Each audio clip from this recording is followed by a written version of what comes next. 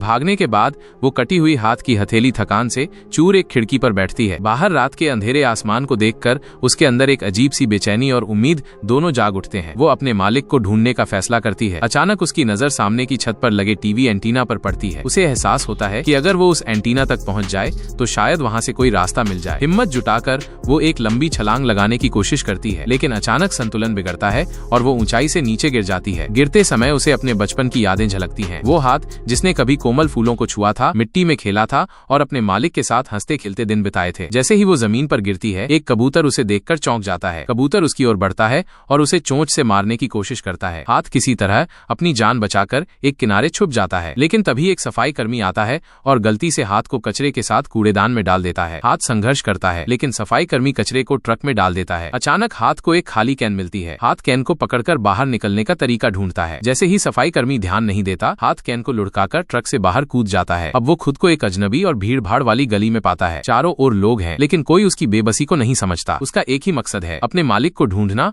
और अपनी पहचान वापस पाना। क्या वो अपने मालिक को ढूंढ पाएगा? क्या ये संघर्ष उसे अपने लक्ष्य तक पहुंचा पाएगा? जानने के लिए बने रहिए हमारे अगले पार्ट में।